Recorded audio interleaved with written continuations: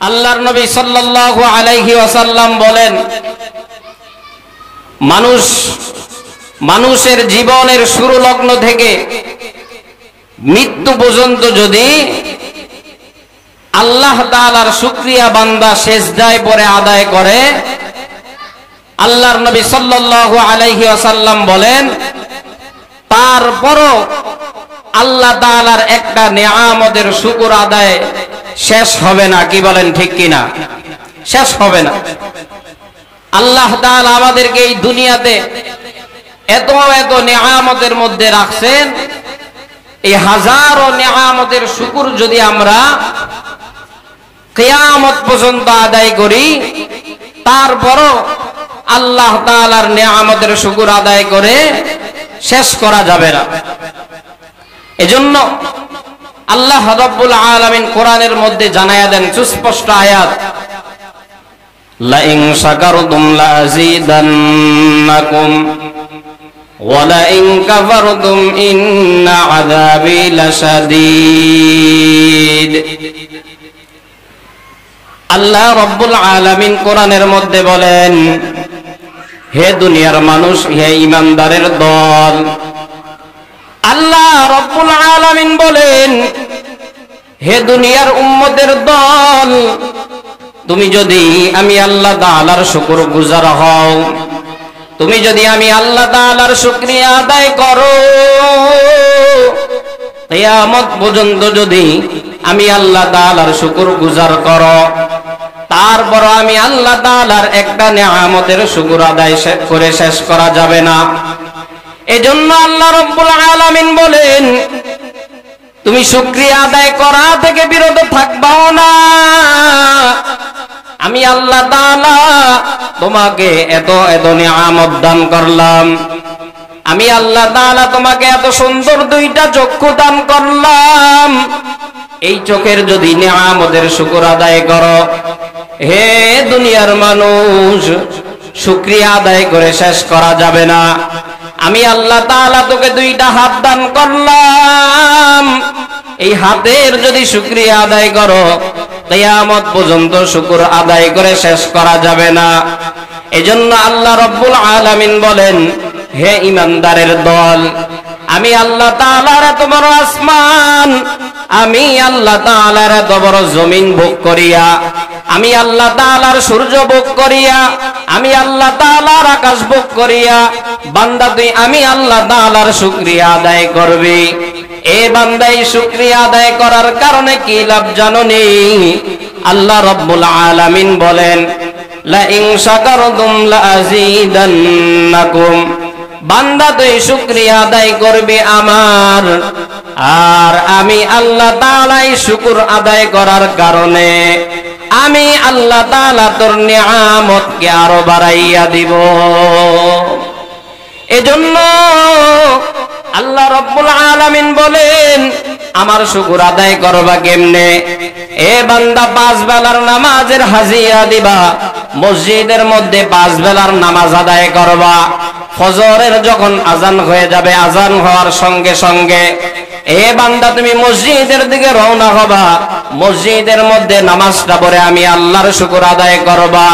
আবার যখন জোহরের আজান হয়ে যাবে, মসজিদের মিনারায় যখন আমি আল্লাহর ধ্বনি শুরু হয়ে যাবে, মসজিদের দিকে জোহরের জন্য চলে যাবা। আবার যখন আসরের নামাজের ওয়াক্ত শুরু হয়ে যাবে, আসর নামাজ পড়ার জন্য মসজিদের দিকে তুমি রওনা হয়ে যাইবা। এভাবে মাগরিবে তুমি যাইবা, এভাবে এশারে তুমি যাইবা।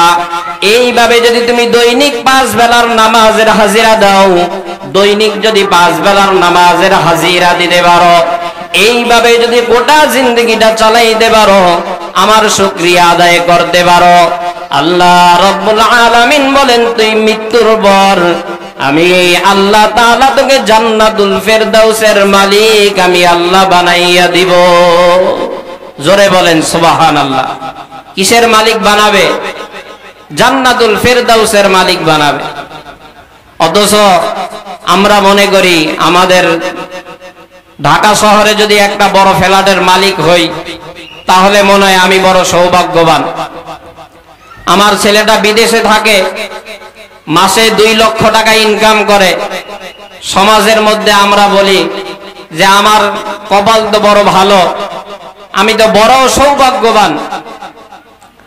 আমার যদি 2-4টা গাড়ির মালিক হই, তখন মানুষের কাছে বলতে থাকে যে আমার মতো সৌভাগ্যবান আর মানুষ নাই। অথচ আল্লাহ রাব্বুল আলামিন কোরআনের মধ্যে বলেন সৌভাগ্যবান কারা, সৌভাগ্যবান কোন ব্যক্তি, আল্লাহ তাআলা কোরআনের মধ্যে বলে দিতেছেন ফামান যুহজিহা আনিন নার ওয়া উদখিলাল জান্নাতা ফাকাদ ফাজ।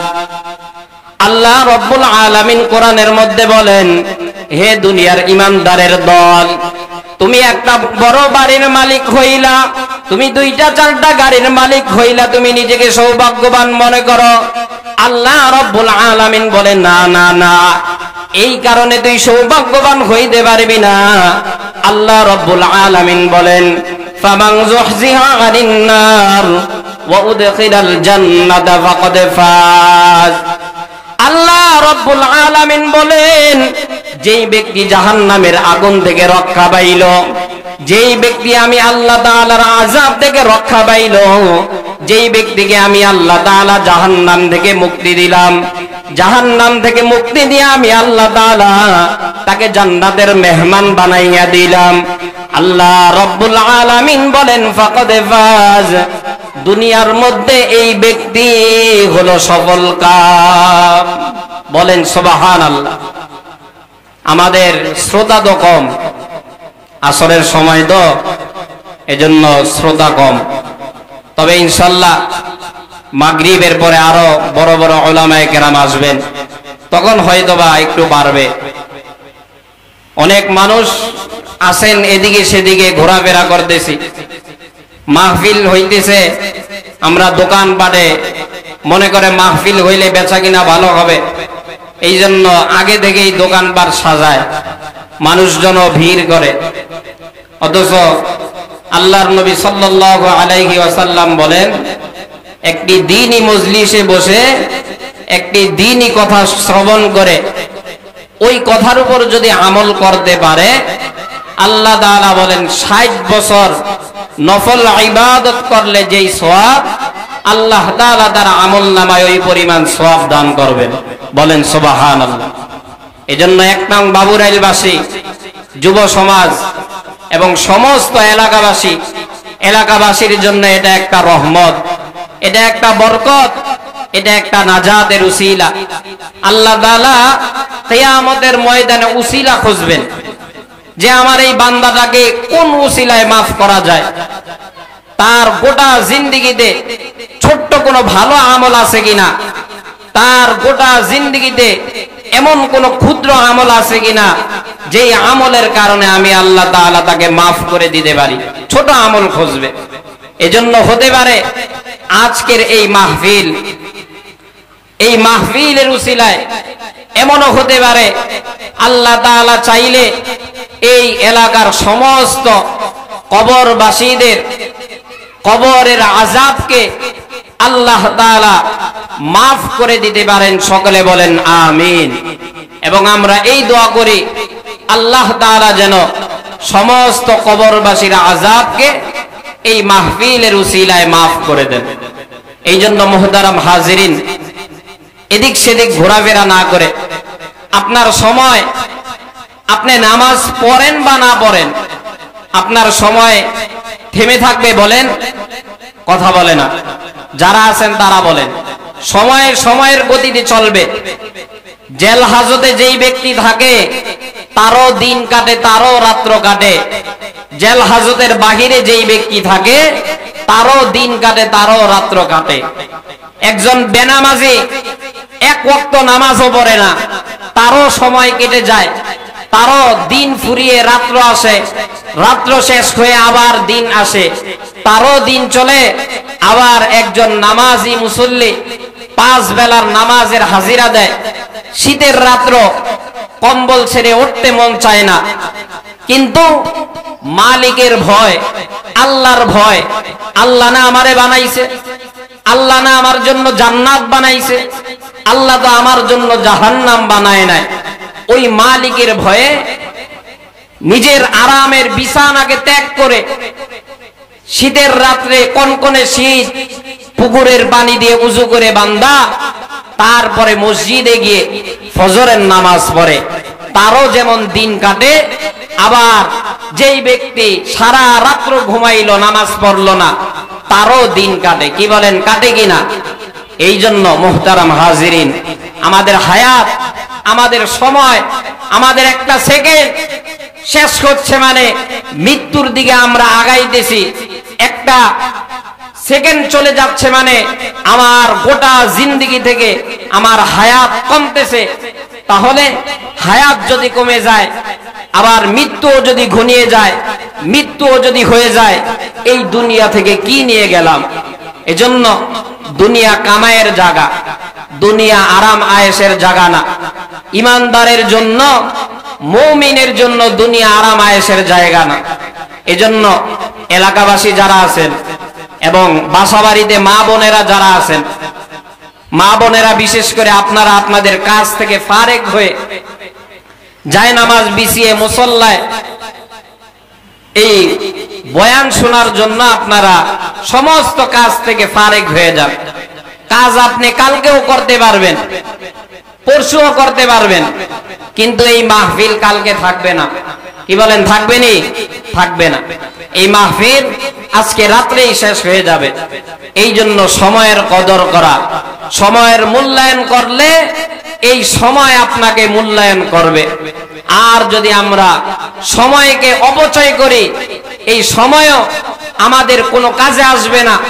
হাসরের ময়দানে যদি বলি, আল্লাহ গোটা জিন্দেগিতে 60 বছর হায়াত পাইলাম, কোনো নেক আমল করি নাই, আপনি আমাকে একদিনের সুযোগ দেন, দুনিয়াতে যাই নেক আমল করি। কি বলেন, সুযোগ আসেনি? নাই, কোনো সুযোগ নাই। আমার দাদা চলে গেছে, আপনার দাদা চলে গেছে, আজও পর্যন্ত কোনো ব্যক্তি বলতে পারবে যে ওই দাদা আবার দুনিয়াতে আসছে? কি বলেন, আসছে কিনা? আসে নাই। এই জন্য মুহতারাম হাজিরিন, হায়াত আমাদের শেষ পর্যায়ে, শেষ নবীর উম্মত হিসাবে হায়াত আমাদের শেষ। এই জন্য এই অল্প হায়াতেই আল্লাহর নবী সাল্লাল্লাহু আলাইহি ওয়াসাল্লাম বলেন, এই অল্প হায়াতেই যদি কোনো বান্দা নেক আমল করে, নেক আমলের দিকে আগাইয়া যায়, আল্লাহর নবী সাল্লাল্লাহু আলাইহি ওয়াসাল্লাম বলেন, আগেকার জামানার মানুষ 100 বছর 200 বছর বেঁচে যে আমলের সওয়াব পাইছে, আমার শেষ জামানার উম্মতেরা 60 বছর এই আমল করে ওই পরিমাণ সওয়াব পাবে। বলেন সুবহানাল্লাহ। এজন্য হায়াত তো শেষ হয়ে যাবে, সময় ফুরিয়ে যাবে। সময় চলে গেলে সময় পাওয়া যায় না। ঘড়ির কাঁটা যেমন আস্তে আস্তে চলে, আস্তে আস্তে সময় চলে যায়, ঠিক তদ্রূপ ভাবে আমার আপনার জিন্দেগি থেকে এক একটা সেকেন্ড, এক একটা মিনিট করে আমাদের সময় চলে যাচ্ছে। এজন্য সময়ের কদর করা। আল্লাহ তাআলা এই সময়ের ব্যাপারে কোরআনের মধ্যে বলেন, ওয়াল আসরি ইন্নাল ইনসানা লাফি খুসর ইল্লাল্লাযীনা আমানু ওয়া আমিলুস সালিহাত ওয়া তাওয়াসাউ বিল হাক্কি ওয়া তাওয়াসাউ বিস সাবর। আল্লাহ রাব্বুল আলামিন বলেন, আল্লাহ তাআলা সময়ের কসম খেয়ে বলেন, আমি আল্লাহ তাআলা সময়ের কসম খেয়ে বলতেছি, ইন্নাল ইনসানা লাফি খুসর। দুনিয়ার সমস্ত মানুষগুলো ক্ষতির মধ্যে আছে, দুনিয়ার সমস্ত মানুষগুলো ক্ষতিগ্রস্তের মধ্যে আছে।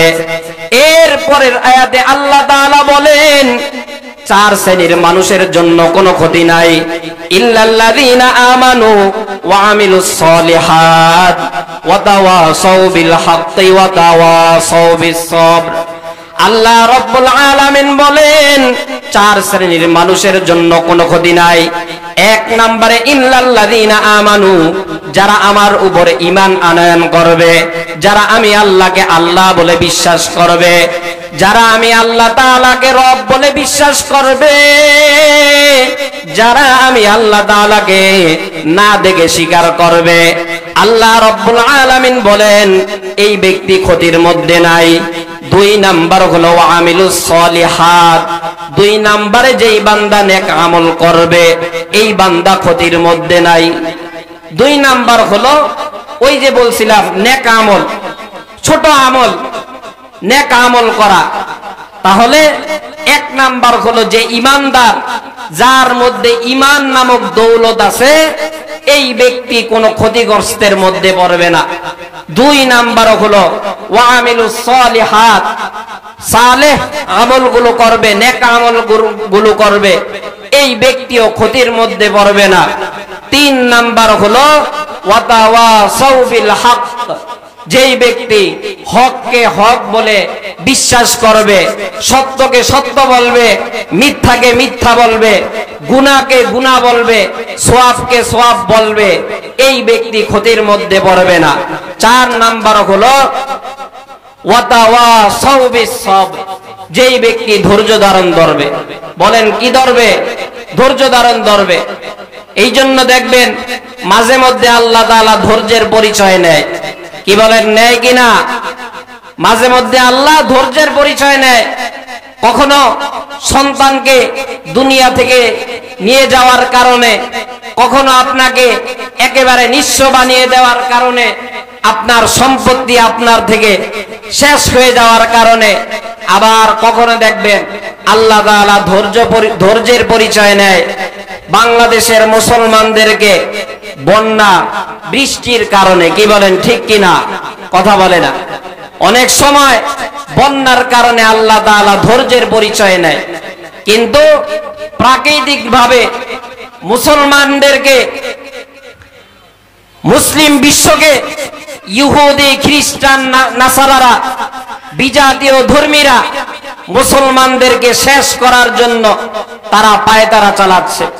এজন্যই তো দেখেন আমাদের গোটা বাংলাদেশে ফেনী জেলা, নোয়াখালী জেলা, কুমিল্লা জেলাগুলোতে ওইদিকে ভারতের বাদকে ছেড়ে দিয়ে তারা এটাই বোঝাতে চায় যে তারা বাংলাদেশের মুসলমানদেরকে তাদের এই ভারতীয় পানি দিয়ে, তাদের এই ভারতীয় বন্যা দিয়ে তারা ইমানদার মুসলমানদেরকে শেষ করে দিতে চায়। কি বলেন, ঠিক কিনা?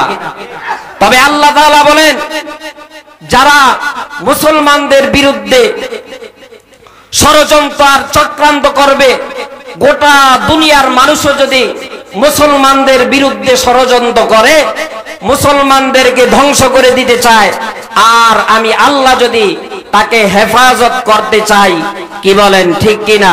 আল্লাহ পারবেনি? কথা বলে না। আল্লাহ যদি চায় আমি তাদেরকে হেফাজত করব, আমি তাদেরকে পানি থেকে উদ্ধার করব, আমি তাদেরকে আমার কুদরতি জিম্মায় তাদেরকে নিয়ে যাব, এটা আল্লাহর কাছে সম্ভব না অসম্ভব? কথা বলে না। সম্ভব না অসম্ভব? সম্ভব। এজন্য আমাদের মুসলমানদেরকে ধ্বংস করার জন্য আমাদের বাংলাদেশের বিশেষ করে মুসলমানদেরকে, ঈমানওয়ালা মুসলমানদেরকে তারা ভারতীয় বন্যার পানি দিয়ে তারা এটা প্রমাণ করতে চায় যে তারা এই বন্যার পানি দিয়ে তারা ঈমানওয়ালাদেরকে, মুসলমানদেরকে ভাসিয়ে দিবে। কিন্তু আল্লাহ তো বলেন না, এটাও একটা ঈমানদার মুসলমানের জন্য রহমত এবং পরীক্ষা। এই কথা বলার উদ্দেশ্য হলো আল্লাহ তাআলা বিভিন্ন সময় মানুষদেরকে ধৈর্যের পরীক্ষা নেয়। বলেন কিসের পরীক্ষা নেয়? ধৈর্য। তাহলে ঈমানদার মুসলমানদেরকে ধৈর্যের পরিচয় নেয়। এজন্য যাদের মধ্যে বিন্দু পরিমাণ ঈমান আছে তাদের জন্য উচিত হবে ধৈর্য ধারণ করা।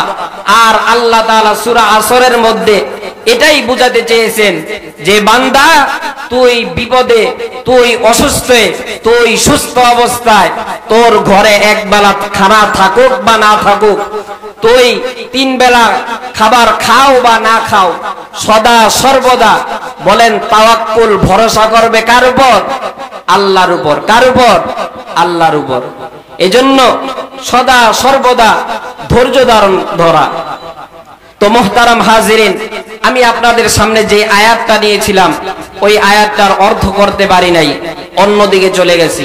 আমি আয়াত নিয়েছিলাম আল্লাহ তাআলা সূরা লুকমানের মধ্যে আল্লাহ তাআলা বলেন, মা বাবা সম্পর্কে আল্লাহ তাআলা বলেন, ওসিয়ত করেন, ওয়াসাইনাল ইনসানা বিওয়ালিদাই। আল্লাহ তাআলা মা সন্তানদেরকে, আল্লাহ তাআলা দুনিয়ার মানুষদেরকে ওসিয়ত করেন যে তোমরা তোমাদের পিতা মাতার সাথে সদা সর্বদা ভালো আচরণ করো। বলেন কি আচরণ করো? মা বাবার সাথে ভালো আচরণ করো। আল্লাহ তাআলা কোরআনের মধ্যে বলেন, লোকমান হাকিম তার সন্তানকে ওসিয়ত করেছিলেন, ইয়া বুনাইয়া লা তুশরিক বিল্লাহ ইন্নাশ শিরকা লাযুলমুন আযীম। হে আমার পুত্র, হে আমার বৎস, তুমি আল্লাহ তাআলার সাথে কাউকে শরীক করবা না, আল্লাহর সাথে কাউকে শরীক করবা না। ইন্নাশ শিরকা লাযুলমুন আযীম, নিশ্চয়ই শিরিক হলো বড় গুনাহ, বড় গুনাহ। কারণ আল্লাহর সাথে যাকে শরীক করা হয় আর যেই ব্যক্তি শরীক করবে, আল্লাহ তাআলা বলেন, ইন্নাল্লাহা লা ইয়াগফিরু আইয়ুশরাকা বিহি। যেই ব্যক্তি আমার সাথে কোনো ব্যক্তিকে শরীক করবে, আমি আল্লাহ তাআলা তাকে কখনো ক্ষমা করব না। বলেন নাউজুবিল্লাহ। আল্লাহ তাআলা কি করবেন না? ক্ষমা করবেন না।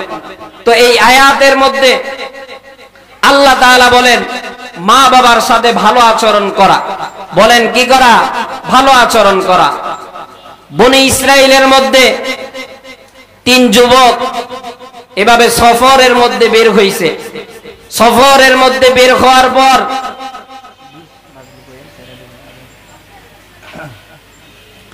বনি ইসরাইলের 3 যুবক সফরে বের হইছে। প্রতিমধ্যে আল্লাহ তাআলার হুকুমে প্রচন্ড ঝড়, প্রচন্ড বাতাস আল্লাহ তাআলার হুকুমে এভাবে শুরু হয়ে গেছে। বনি ইসরাইলের এই 3 যুবক তখন এই ঝড় থেকে রক্ষা পাওয়ার জন্য, এই ঝড় থেকে বাঁচার জন্য একটা গুহার মধ্যে আশ্রয় নিল। আর এই গুহার ভিতরে যখন ঢুকলো, সঙ্গে সঙ্গে বড় কয়েকটা পাথর এই গুহার মুখটাকে বন্ধ করে দিল। এবার 3 জন যুবক পেরেশানির মধ্যে পড়ে গেল। আমরা মানুষ আছি 3 জন, এত বড় পাথর, 3000 মানুষও মিলে এই পাথর সরানো সম্ভব না। এই মরুভূমি এলাকায় কোনো মানুষজন নাই, কোনো গাছপালা নাই, এই পাথর থেকে আমরা রক্ষা পাবো কিভাবে? তখন 3 জন বলে, একজন করে আল্লাহর কাছে দোয়া করো, এক একজন করে আল্লাহর কাছে দোয়া করো। আল্লাহ যদি এর বদৌলতে আল্লাহ তাআলা এই পাথরকে সরিয়ে দেয় আর আমরাও যেন এর থেকে রক্ষা পাইতে পারি। 1 নম্বরের যুবক আল্লাহর কাছে দোয়া করে, হে দয়ার মালিক, আমার কোনো ভালো কোনো নেক আমল নাই, তবে আমার একটা ছোট্ট নেক আমল আছে। আমি একবার আমার চাচাতো বোনের ঘরে আমার চাচাতো বোনের সাথে জিনা করার জন্য গেছিলাম। আমি আমার চাচাতো বোনের ঘরে জিনা করার জন্য ঢুকলাম। এমন সময় আমার চাচাতো বোন বলে, ইত্তাকুল্লাহ, তুমি আল্লাহ তাআলাকে ভয় করো। এ আমার চাচাতো ভাই, এই ঘরের মধ্যে তুমি আমি ছাড়া আর কেউ নাই, কিন্তু আমার একজন আল্লাহ আছে, আমার একজন রব আছে, আমার রব আমাদেরকে দেখতেছে। এমন সময় আল্লাহর কথা বলার কারণে চাচাতো ভাইয়ের মাথাটা ঠান্ডা হয়ে গেল। এমন সময় তার মনটা নরম হয়ে গেল। এই যুবক তার হাতটা ছেড়ে দিল। তার হাতটা ছেড়ে দেওয়ার পর ঘর থেকে বের হয়ে গেল। আল্লাহর কাছে দোয়া করে, ওগো মালিক, আমি গুনাহ করতে গেছি কিন্তু গুনাহ করি নাই। হে দয়ার মালিক, এই নেক আমলের কারণে তুমি পাথরটা সরাইয়া দাও। এক নাম্বার যুবকের এই দোয়ার কারণে পাথরটা একটু সরে গেল। এই যুবকের এই দোয়ার কারণে চাচাতো বোনের সাথে খারাপ কাজে লিপ্ত হতে চেয়েছিল, কিন্তু আল্লাহর ভয়, বোন বলছিল ভাই আল্লাহকে ভয় করো, এই ঘরে তুমি আমি ছাড়া কেউ নাই, কিন্তু আমার তোমার একজন খালেক আছে, তিনি বলেন কে? আল্লাহ। তিনি কে? আল্লাহ আমাদেরকে দেখতেছেন। এই যুবকের দোয়ার কারণে আল্লাহ তাআলা পাথরটা সরাইয়া দিলেন। দুই নাম্বার যুবক, তারও কোনো বিশেষ কোনো নেক আমল নাই, একটা নেক আমল আছে। একবার এক ব্যক্তি তার কাছে আমানত রাখছে। বলেন কি রাখছে? আমানত রাখছে। এই ব্যক্তি ওই আমানতের টাকা দিয়ে ছাগল ক্রয় করছে। ছাগল ক্রয় করে ছাগল পালতে পালতে এক সময় বড় ছাগলের পাল হয়ে গেছে। আবার কয়েক বছর পর যখন ওই পাওনাদার তার কাছে আসছে, এবার তাকে সবকিছু বুঝিয়ে দিলেন, ভাই তোমার ওই টাকার কারণে আজকে এই ছাগলের পাল, তোমার টাকা আমি আমানতের খেয়ানত করি নাই, এই ছাগলের পাল তোমার পাল, তুমি নিয়ে যাও। তখন আল্লাহকে বলে, আল্লাহ আমি আমানতদারিতা রক্ষা করছি। বলেন কি করছি? আমানতদারিতা রক্ষা করছি, এর কারণে তুমি এই পাথরটা একটু সরাইয়া দাও।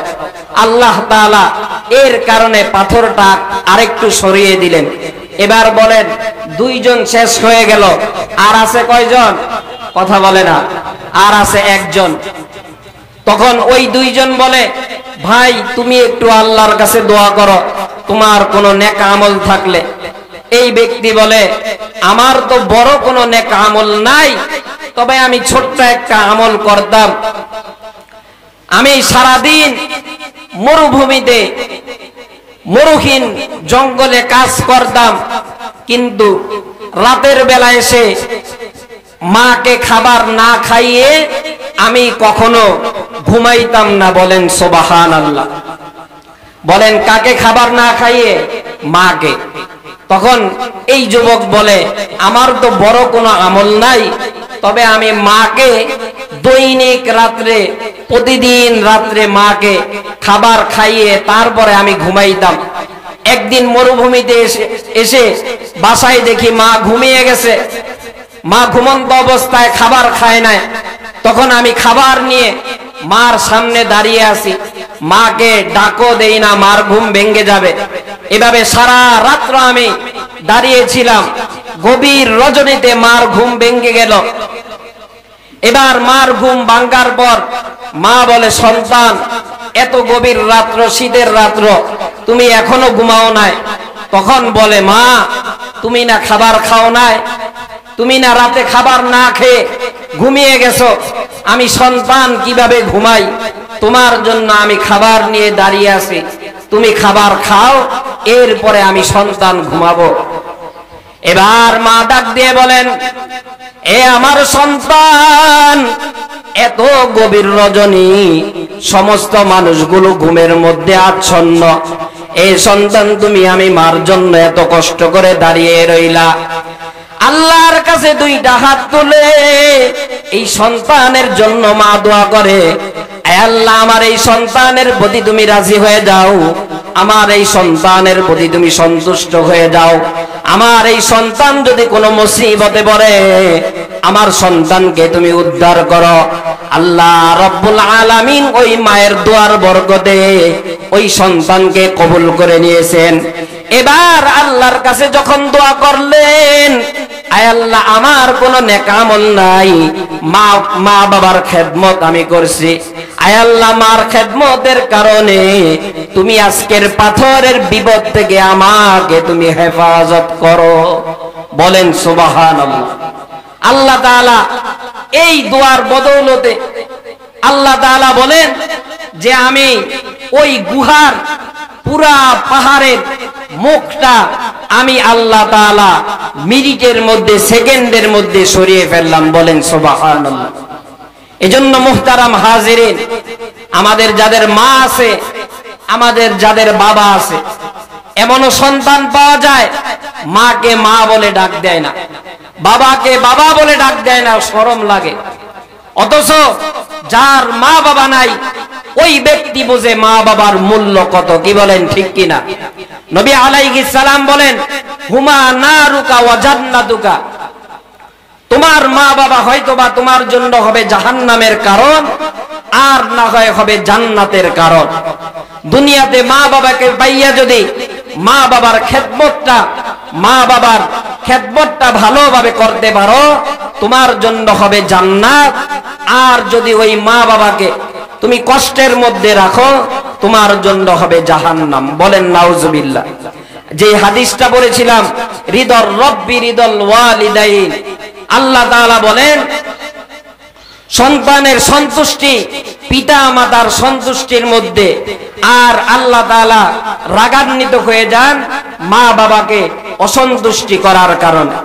এজন্য মুহতারাম হাজিরিন, অগোছালো কথা বললাম, অনেক অগোছালো কথা হয়ে গেছে। যেই কথাগুলো বললাম আল্লাহ তাআলা আমাদের সকলকে এই কথাগুলোর উপর আমল করার মতো তৌফিক দান করেন। সকলে বলেন আমিন। আরো জোরে বলেন আমিন। আমাদের আসরের পরে আলোচনা, মানুষও অত নাই, কম মানুষ। মাগরিবের পরে ইনশাআল্লাহ অনেক হক্কানি বড় বড় আলেমের চেহারার দিকে তাকাও, তাহলে তুমি মনে করো এটা তুমি নবীর চেহারার দিকে তাকাইতেছো। বলেন সুবহানাল্লাহ। হক্কানি আলেমদের চেহারার দিকে তাকাইলে আল্লাহ তাআলা সগীরা গুনাহগুলো মাফ করে দেয়। বলেন সুবহানাল্লাহ। অথচ আমরা আলেমের ইমামের বিরোধিতা কিভাবে করা যায়? ইমাম যদি নামাজে 1 মিনিট লেট করে, হায় রে, মসজিদ গরম হয়ে যায়। ইমাম যদি সুদের বিরুদ্ধে বয়ান করে, মসজিদে তার চাকরি থাকে না। ইমাম যদি সমাজকে ঠিক করার জন্য বয়ান করে, তাহলে মসজিদে তার চাকরি থাকে না। ইমাম যদি কোরআনের পক্ষে কথা বলে, ইমামকে উলামায়ে কেরামকে জেল হাজতে থাকতে হয়। কি বলেন ঠিক কিনা? কথা বলে না ঠিক কিনা? এজন্য যারা হক্কানি উলামায়ে কেরাম হবে, কিসের জেল হাজত, কিসের কারখানা? তারা কোনো কিছুকে ভয় পাবে না, কোনো কিছুকে পরোয়া করবে না। কোরআন পড়েছে, হাদিস পড়েছে, কোরআনের কথা বলবে, হাদিসের কথা বলবে, ইমানদারের কথা বলবে। কি বলেন ঠিক কিনা? এজন্য উলামায়ে কেরামদেরকে সম্মান করা, আলেমদেরকে মহব্বত করা। আলেমদেরকে মহব্বত করলে কি হয় জানেন? 4টা কথা আছে এখানে, শেষ কথাটা বলি। কোন ব্যক্তি যদি আলেমকে মহব্বত করে, আল্লাহ বলেন তার গোটা জিন্দেগিতে কোন নেক আমল থাকুক বা না থাকুক, আমি আল্লাহ তাআলা আলেমকে মহব্বত করার কারণে আমি আল্লাহ তাআলা তাকে জান্নাতের মালিক বানাইয়া দিব। বলেন সুবহানাল্লাহ।